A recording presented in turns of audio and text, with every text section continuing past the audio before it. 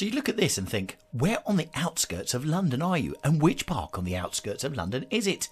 Well, I can tell you, it's not on the outskirts of London. It's London's Green Park. And what overlooks Green Park? This building, the Ritz at Piccadilly. Yes, we're in central London. The Ritz is one of London's most glamorous hotels, and this is Piccadilly, one of the busiest roads in central London as well. But this park is fantastic because it takes you through from Piccadilly all the way through to Buckingham Palace, and as you can see here, it's quite a wide area.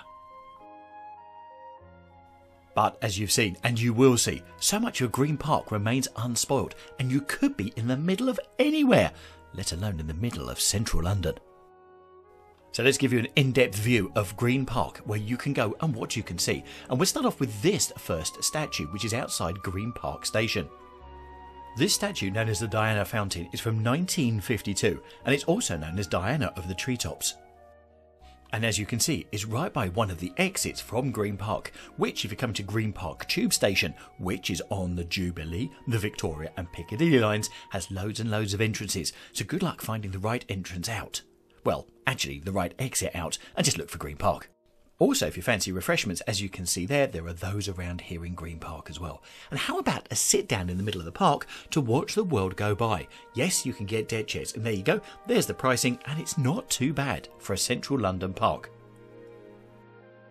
Now, if you wanted to come see Buckingham Palace, this is also the best station to go to and the loveliest walk to get down to it. But as you can see with all of the trees around, you can actually just sit here, get lost and not feel like you're in London at all. It really is that amazing. Now in this video, not only are we going to show you some of the great sights that everyone gets to see when they come to Green Park, such as Buckingham Palace, etc., but we're also going to show you some other places that so many people miss, which are well worth a look at and slightly off the beaten track, right in the middle of the park, so it's well worth coming down here. Now Green Park has so much history, including the fact that it was once used for duelling, and also this used to be the edge of central London many years ago. But if you want more details on the history of Green Park, then have no fear, we've got you covered. If you go to the London Visited podcast, podcast number 24, we have one exclusively on the history of Green Park, so go there and that will tell you everything you need to know about the history of this fantastic park. Now, if you're interested in Canadian things or are Canadian, have no fear, we'll be covering this, which is the Canadian Memorial, here at Green Park a little bit later in this video. But first of all, let's give you the classic sight out of Green Park as you get to the bottom. Yes, you can see this is Buckingham Palace behind the trees. Now when you get to this part of Green Park, you come to these massive gates, and I'll tell you more about those in just a couple of seconds, plus also the Victoria Memorial statue right in front. That's that gold statue there, right in front of Buckingham Palace. Plus, as you look over the wall and through the gates, you get fantastic views of Buckingham Palace. By the way, you can get out of the park, you just need to walk a little bit down and get round. And that gold just glistens beautifully in the sunshine when London's in sun. Right here we have Buckingham Palace, and as you can see there is a Union Jack on the top, which means the Queen's not at home, otherwise it'd be the Royal Standard. So you can see that that is flying at full mast there, and a wonderful view from the park of Buckingham Palace. Now this road has changed many times. It used to be a roundabout, but now it's sort of a main road round. But here in the gardens in front of Buckingham Palace, if you come down at different times of the year, the flowers here are absolutely beautiful and are permanently tended. And just look at that grass and the stripes on that. So these beautifully ornate gates are known as Canada Gate, which forms of course part of the Queen Victoria Memorial, which we've just shown you. And it's a great entrance into Green Park, but are permanently closed. Now the gates are in the same style as those at Buckingham Palace, and they bear the coat of arms of 6 of the 7 Canadian provinces of the time. Plus also a copy of the original coat of arms of Canada from 1868. So not only in this area have you got the Canada Gate, but you've also got the Canada Memorial here as well, which commemorates members of the Canadian forces killed during the First and Second World Wars. The whole memorial was put up in 1992 and unveiled by Queen Elizabeth II in 1994. And the memorial was actually done and lobbied and fundraised in the main by the Canadian media tycoon Conrad Black.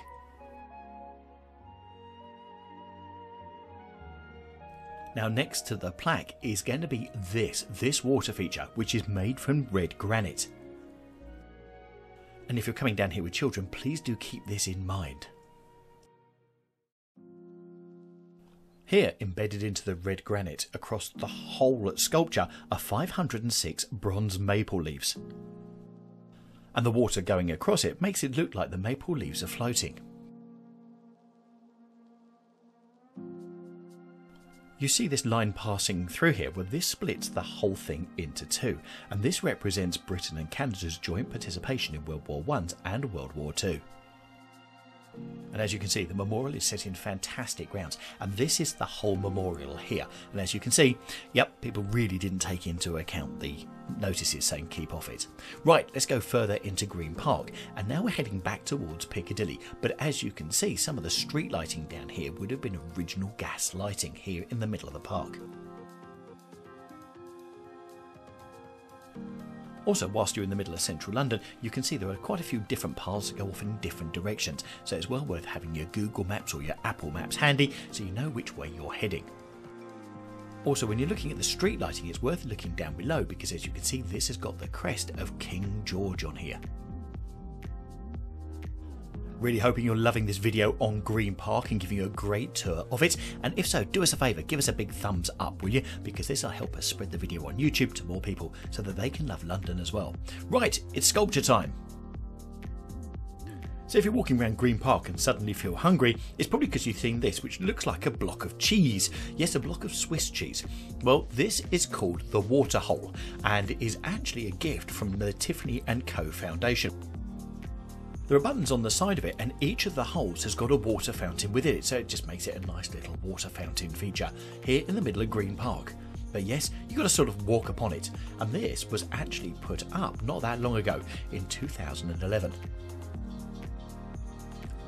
As far as people are concerned, Green Park is really busy from Green Park Station walking down to Buckingham Palace, as you can imagine, because it's one of the main routes down to Buckingham Palace. But if you come off the beaten track like this bit and sort of head over towards Hyde Park Corner like we are, you've got this, which means you could actually be anywhere in England.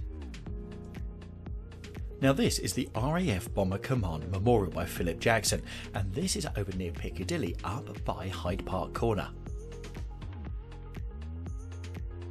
So this, the Royal Air Force Bomber Command Memorial, is a memorial here in Green Park commemorating the crews of the RAF Bomber Command who embarked on missions during the Second World War.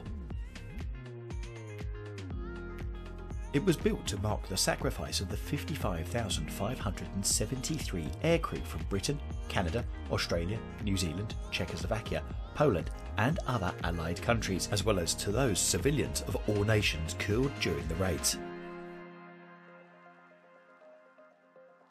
This memorial was built through the funding from private donations, and whilst a lot of the donations were made by the public, Robin Gibb, the singer from the Bee Gees, became a key figure behind the appeal, working alongside Jim Dooley to raise funds and have the memorial built.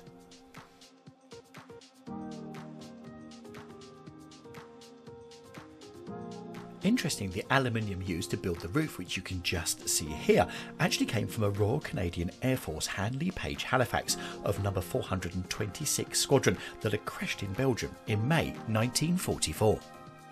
The plane was found and removed from a swamp in 1997. The bronze 9-foot sculptures of the 7 aircrew were designed by the sculptor Philip Jackson to look as though they had just returned from a bombing mission and had just left their aircraft.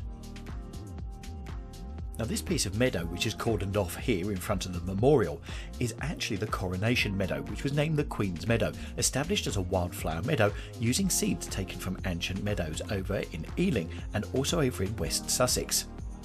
This area, completely left unattended, has reported a wide range of flowers, including such things as the yellow rattle and also the common poppy. Here now we're at the top of Constitution Hill, and these are the war memorials to India, Pakistan, Bangladesh, Sri Lanka, Africa, Caribbean and also Nepal, which constructed in 2002. So what did you think of Green Park? Were you surprised at some of this beauty which was still there and almost didn't feel like it was in the centre of London? Anyway, there's another royal park which is really close by, which is St James's Park, and we've got that video for you next.